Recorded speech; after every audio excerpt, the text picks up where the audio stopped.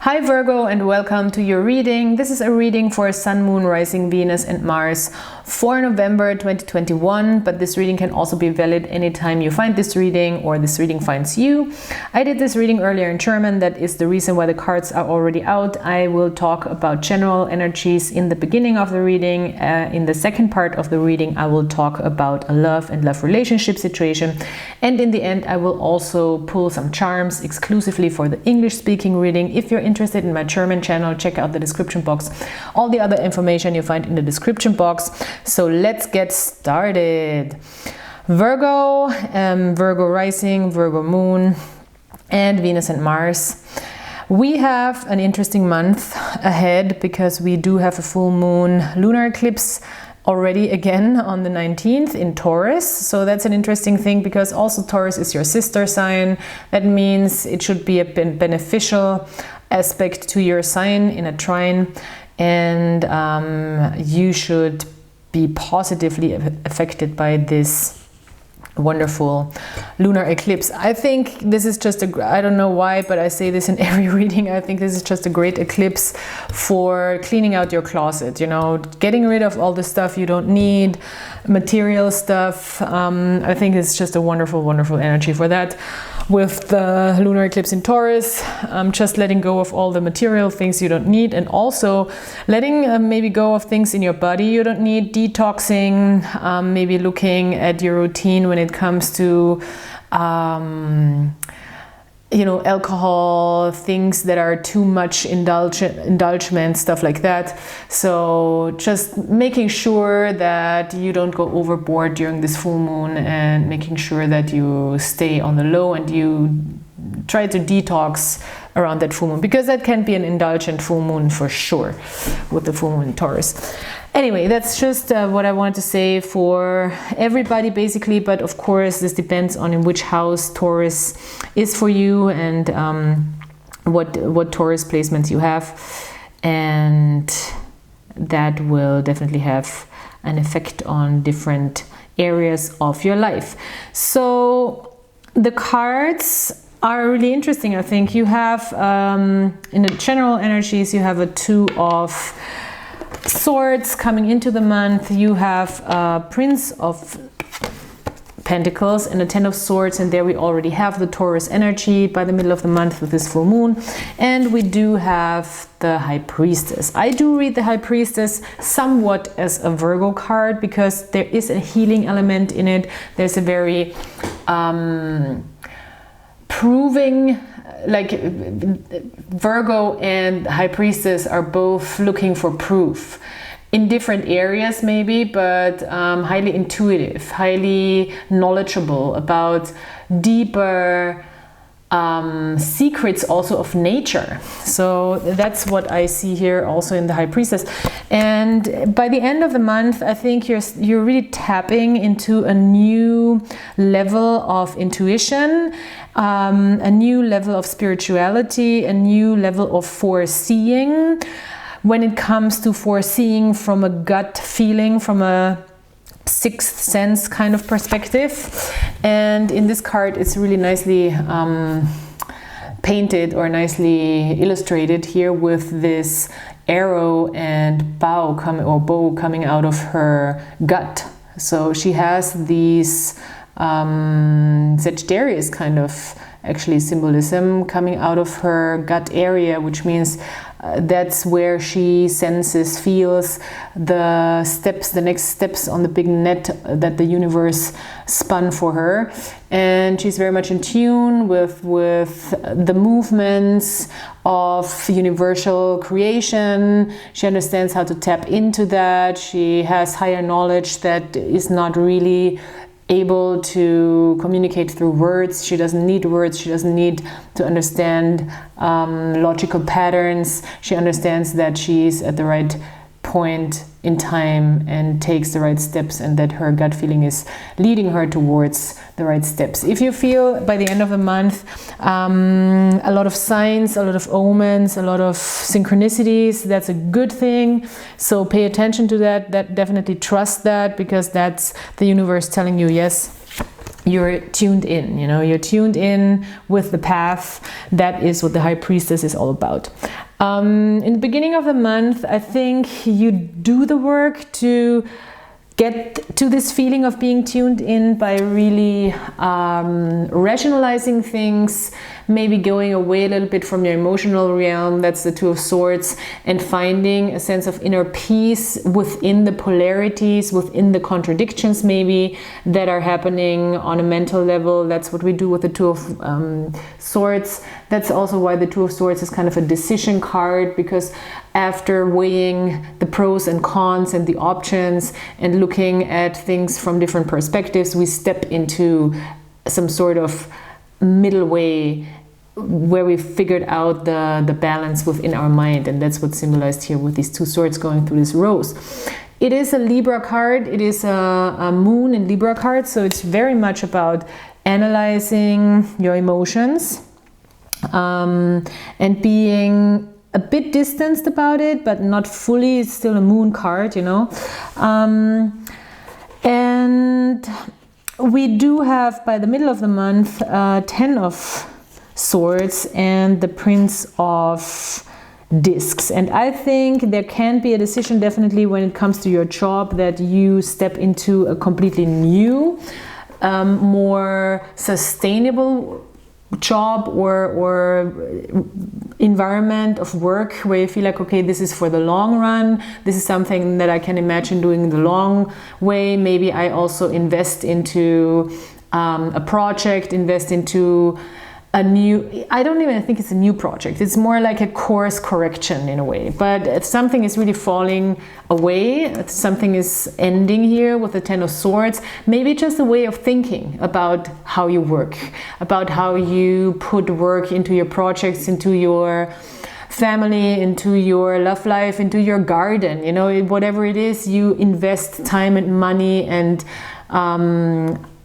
hard work into it, because the Prince of Discs is a disciplined worker. He knows what to do. He puts the right amount of things into the right amount of areas in his life, and he is a very responsible worker also. He's very responsible. He understands that good things take time, that good things take care, and that a good product also, or a good path of career, a good career path also takes care and is not something to be hurried. So I think maybe this is even the realization you have, you know, maybe look into a more non-instant gratification kind of mindset, you know, because maybe, you know, like if I do this now, it will pay later, but it will be a stable, very grounded way of pursuing something or somebody maybe. And also the Prince of Discs is a highly intuitive prince. We cannot forget that he's as an earth sign, he is representing the earth signs. He is very much in tune with the cycles of nature as well, so he understands how long things need to grow, how nature, you cannot rush nature, you know, you cannot rush a tree, and that's what he understands, as well as the High Priestess. So that's what they really do have in common. He's more looking at results, and the High Priestess is more looking within herself and senses things on a little bit of a deeper level. She doesn't really need to look at a thing to understand and to analyze it. She's more like feeling it within herself. But this is a really nice complementing energy here with the Prince of Wands and the High Priestess, because you have this intuitive side on one hand, and at the same time you're really able to also get results, manifest things, and reach goals. I see reach goals slow and steady here, and really moving forward by ending a way of thinking and thinking on a higher plane as well, because the Prince really is an air card as well. So princes bring the air element also into the tarot. So let's see what that means for a love and relationship situation. If you might be dealing with a Libra, we have a Libra here strongly. We do have Pisces and the earth signs. But yeah, Libra is coming through strongly because we have this Two of Swords here and the Justice card. And the Justice card really says that this other person, this is the card for the other person, this other person is, I think, really willing to do the right thing in this connection. If you're not dealing with a specific person, then this is an energy you might attract right now. People who are really serious, who want to be in a serious connection, who want to do the right thing, who want to be clear, who want to be transparent, who want to be fair. That's all the Justice kind of energy in connections, in love, relationships, in partnerships. So doing the right thing, being fair, being committed, maybe sometimes a little emotionally distanced, but at the same time still focused on the relationship.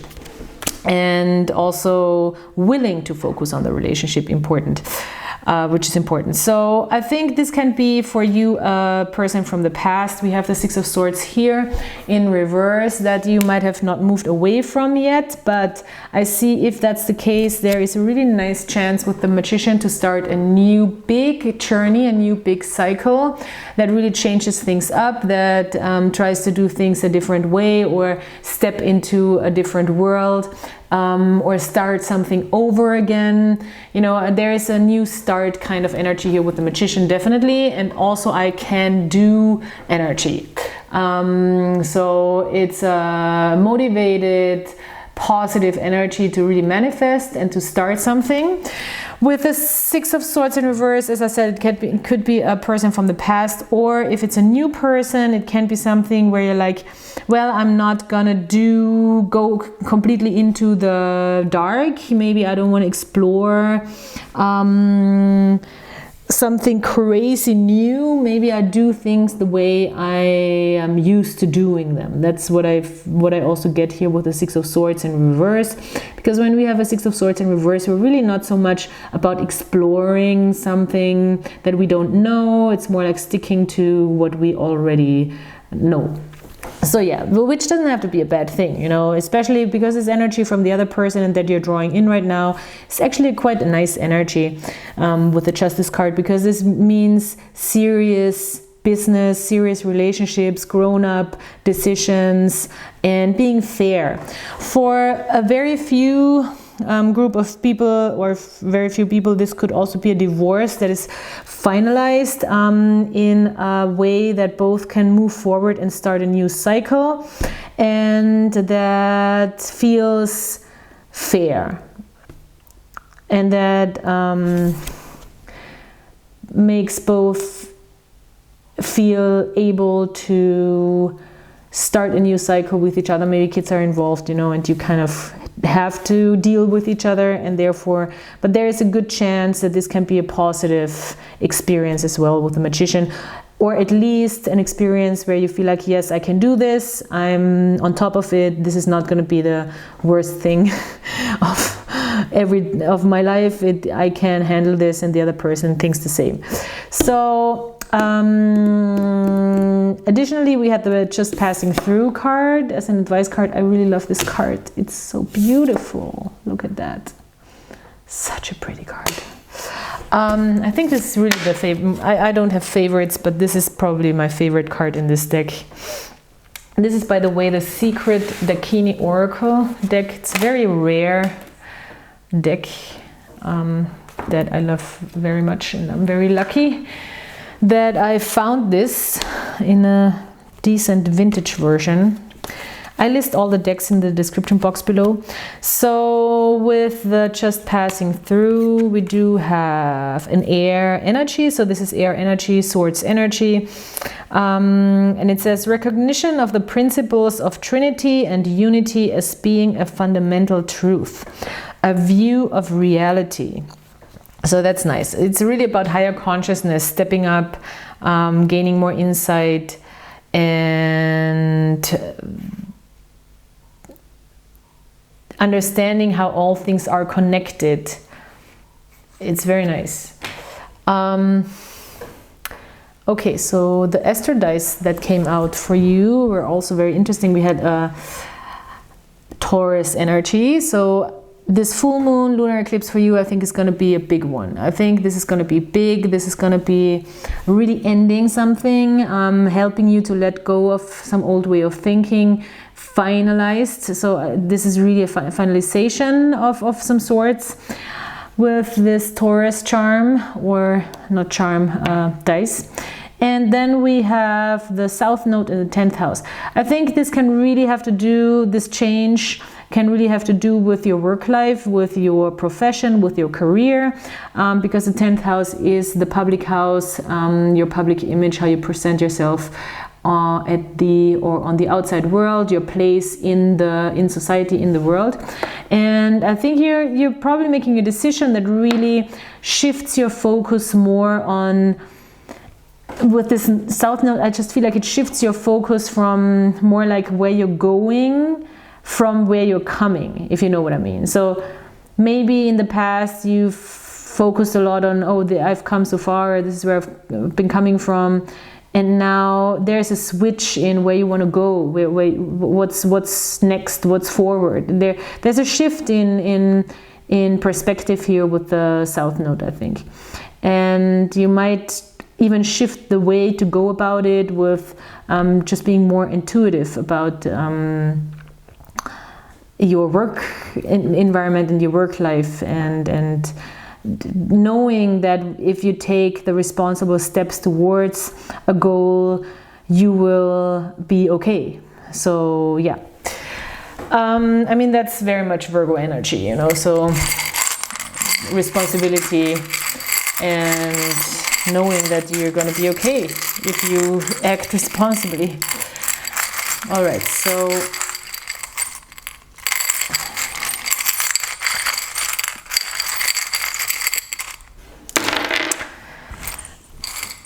charms. Okay, yeah, there's definitely a huge new beginning energy here with this clean attachment charm. These are my attachment charms, and this is clean slate type of energy. So yeah, with the Magician, and then this clarity charm and the white attachment pin, this is very, very big chance to really start anew, you know. And this person, I think, is loosely attached to you in a way. Maybe you know them from work. It's weird. Maybe you know them from work here. This is a loose attachment pin, but then at the same time, the sexual chakra, maybe they are sexually, I mean, they're definitely sexually attracted to you, but maybe they are sexually attached to you very much. So just be aware. You might not see that so much, but at the same time, there is really a chance to start something very clear, very innocent, very from the ground up. I see. That's coming through extremely strong here with these two charms. This person might have a third eye opening through some sexual desires towards you. Maybe through their sexual desires towards you, they're understanding things on a higher level. We have an amethyst here, and maybe they're not showing you so much their how much they're attracted to you, because there is the match, there is this root chakra attachment charm. So yeah, and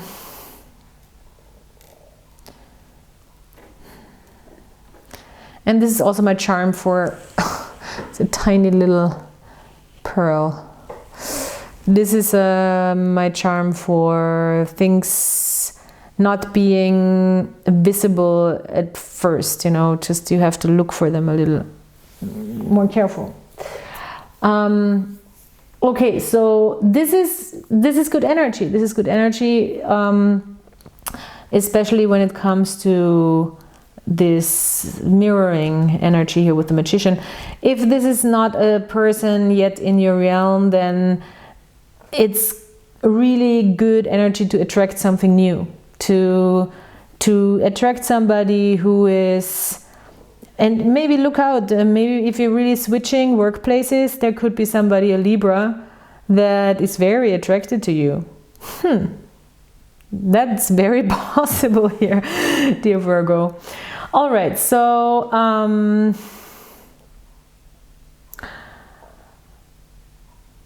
we have this charm also. We have this grounding charm here. So yeah, I think new consciousness, new understanding, new truths are really grounding you right now. Even though if you are feeling high up in the clouds when it comes to your mental plane and your thoughts, at the same time they're really grounding you, because it's very profound truths is what I hear. There might be some sort of magical moment when it comes to your work life and decisions, when it comes to your career or your path in life, where you want to go in the public eye. And it has to do with you finding inner peace and being able to step forward more into a authentic path. There's something healed here. There's something healed, and therefore I think you're ready to let go of some way of thinking. There's a healing moment here with the full moon lunar eclipse. I love this. This is a wonderful reading, Virgo. I really hope that this is helpful for you. Good luck for November. It really looks great, and I hope you come back next time. Please like, subscribe, comment. It's really, really important to help me grow this channel. So every like, every subscribe, every comment is highly appreciated. And thank you so much for sticking with me, and I'll talk to you next time. Bye.